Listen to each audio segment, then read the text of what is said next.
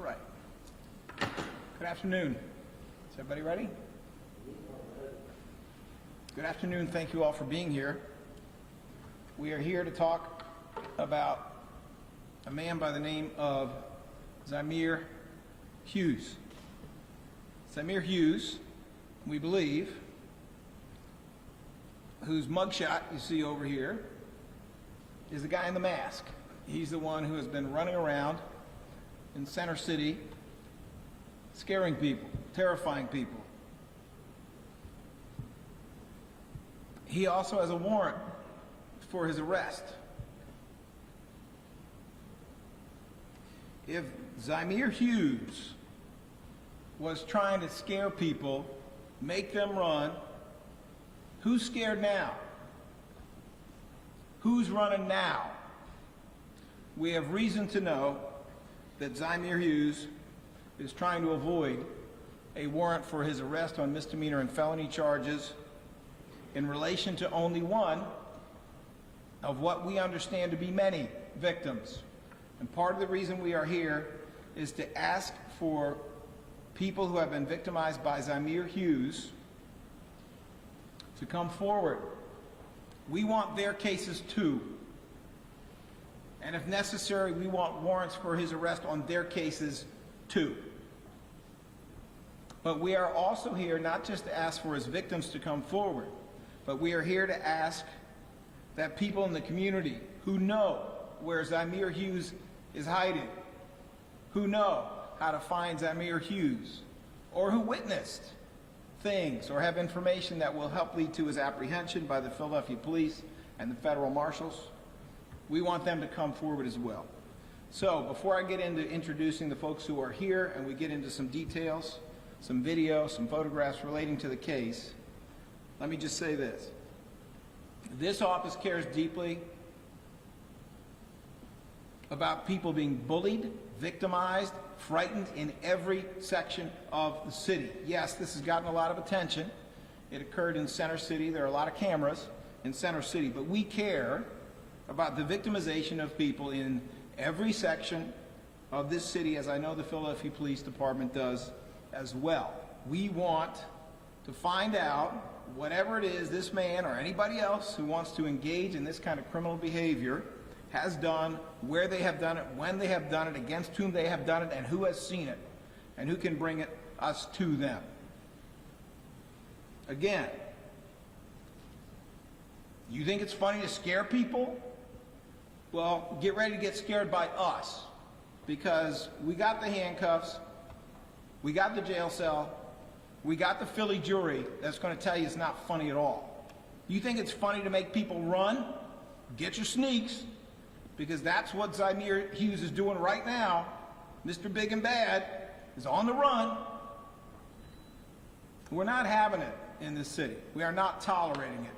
Philadelphia Police Department is not tolerating it. We are not tolerating it. We're not tolerating it in any neighborhood in this city, period. And all of you in the community, all of the good people, the good residents of Philadelphia, I'm going to ask you to do a thing. Get your info and call 215-686-3093 or 94. That is the Central Detective Division. 215-686-3093 or 94. That's the Central Detective Division, primarily tasked with this investigation. We have with us Captain Jason Smith from Central Detectives, who's been working very heavily on this case. He's going to give you a bunch of details in a moment. We also have with us today Brett Sikosian, who is the chief of the municipal court unit of the Philadelphia District Attorney's Office, who has looked into this quite a bit. He's my subject matter expert when I have questions I cannot answer.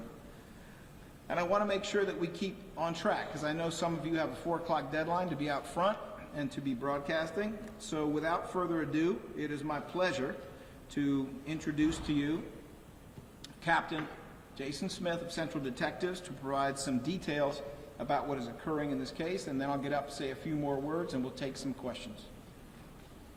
Thank you, Dio. Thank you all for being here. It's much appreciated. So first I'd like to thank my investigative team. I had 3 investigators within my unit working around the clock since last Friday, since we became aware of these the series of incidents.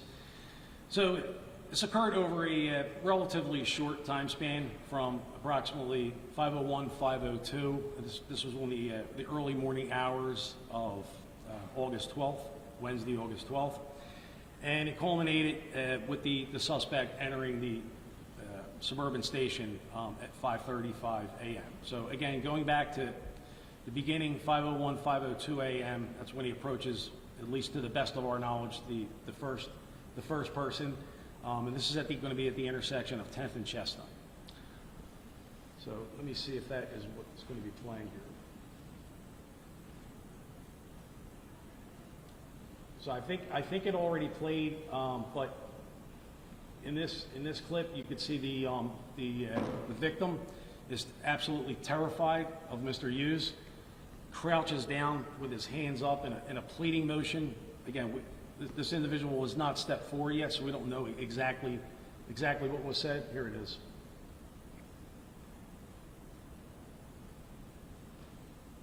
But it's readily apparent that this individual is certainly in fear of their life. So then Mr. Hughes proceeds to make his way down Chestnut Street, harassing additional people around 11th and Chestnut, 12th and Chestnut. And he's in the 1300 block of Chestnut. And by our best estimate, he approximately attempts to harass and engage in this type of behavior with 15 to 16 individuals. And it's going to culminate with this incident that you see to my right. This is when he starts chasing after our complainant, who is attempting to spend her Wednesday morning jogging around City Hall. So when he's going after another male when he spots her right here. That's when he begins to follow her. And then ultimately he gets in front of her, makes that statement to her, "Are you ready to die?" She's startled. He repeats that phrase. She turns around, runs away from him, and in the process she severely injures one of her legs. And it's going to require extensive medical treatment, from what I understand, in order to treat the injuries that she sustained. After that incident, that's when he goes into Suburban Station. Again, at approximately 5:35 a.m., he goes down there. He's wearing his mask at that time. All right, that's what we were just looking at. That's where he went into a Dunkin' Donuts on the 1300 block of Chestnut Street. All right, there's Suburban Station. So again, you can see he's walking around with the mask, and eventually he's going to be spotted by two SEPTA police officers. They yell to him to remove his mask. He does remove his mask. You see, he's attempting to the best of his ability to conceal his identity. I think he's drinking a Red Bull, and he's pulling the mask up underneath that Chucky-style Halloween mask. He's got a black COVID-style mask underneath of that, which he never removes.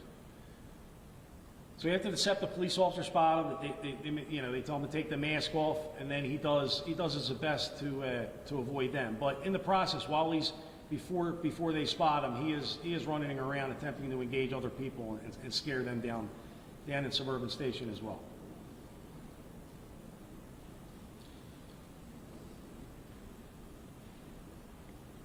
So there he is, and you're going to see the SEPTA police officers, I believe, come into frame shortly after this.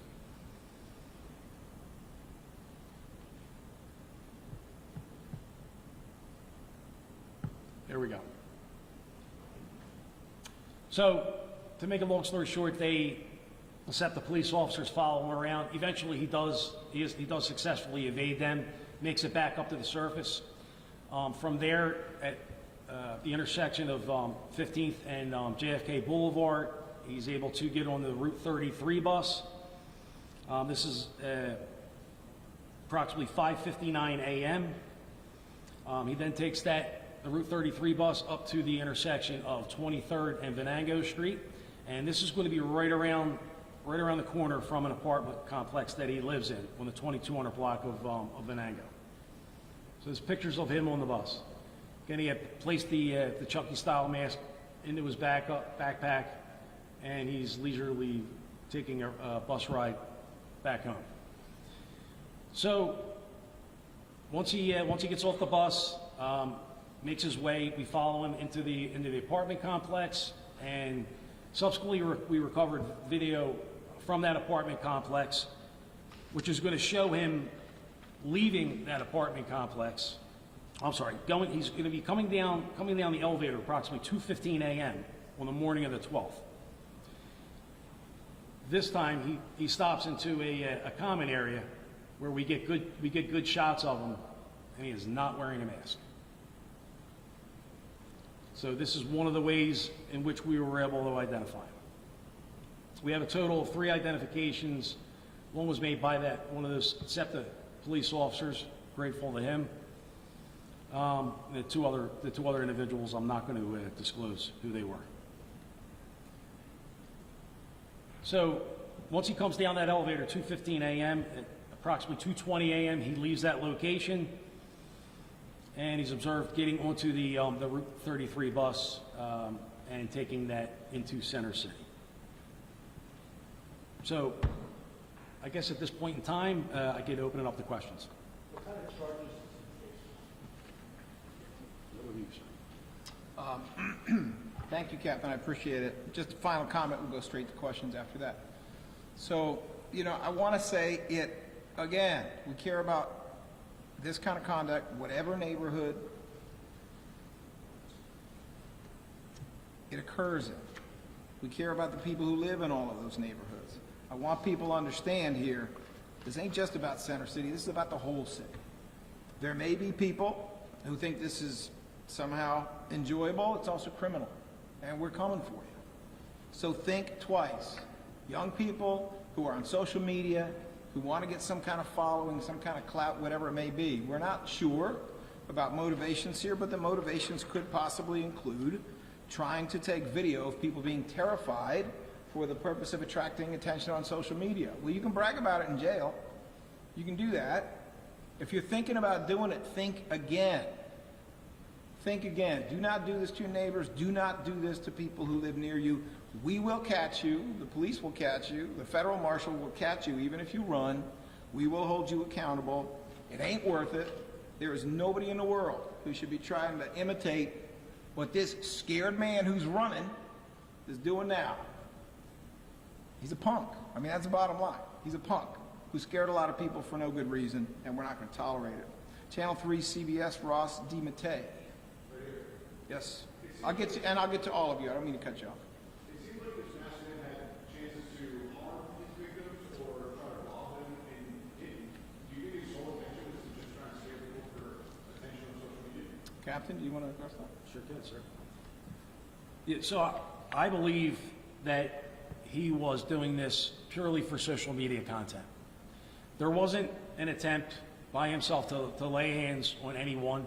He didn't brandish any weapon, although in the case of the jogger, he did have his right arm behind his back, implying that he had a weapon, but at no point in time did he furnish a weapon.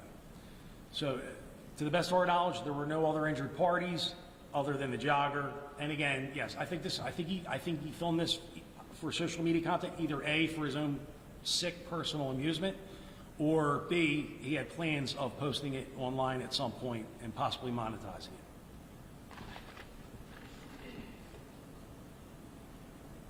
Any further questions, Mr. DiMattei? No. All right. John Paul, Channel 6 ABC. Yeah, question about his whereabouts. Why do you believe that he may have fled from Pennsylvania? And to be clear, have you recovered any videos at all that he may have posted? Have you done anything like this in the past?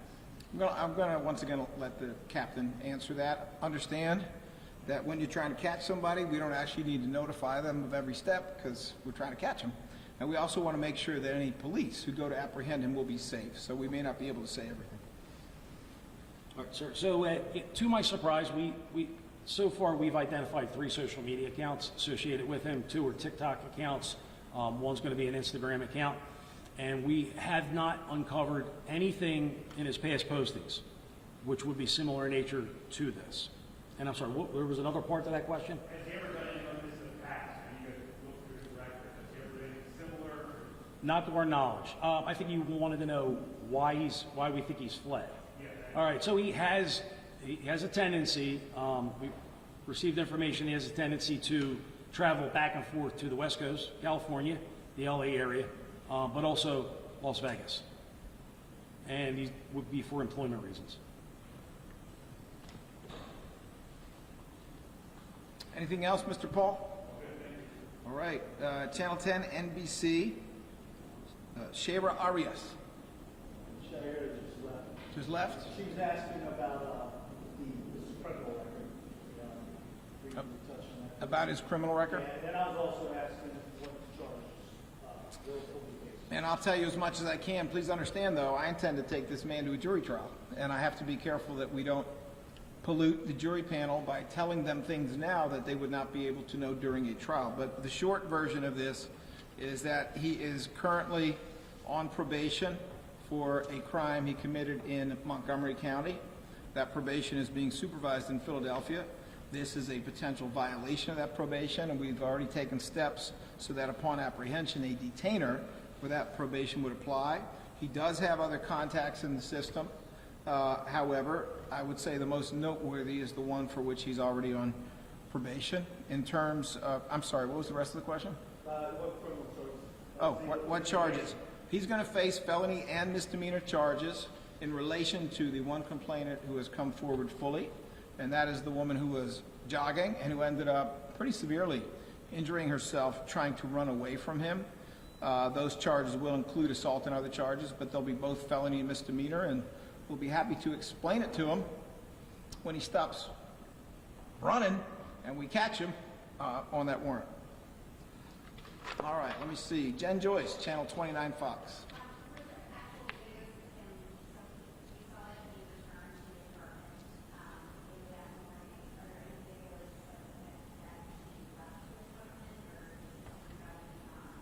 I'm going to ask Captain Smith if he wants to answer that again. I'm going to ask you to repeat the question, please.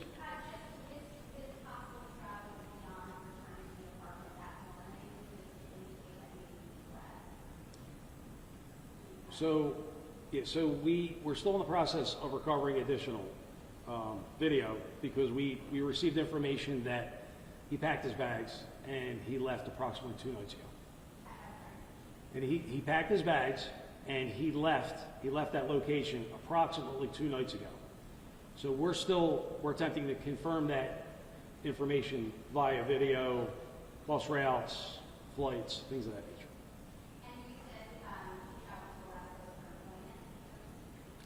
For employment. That's correct.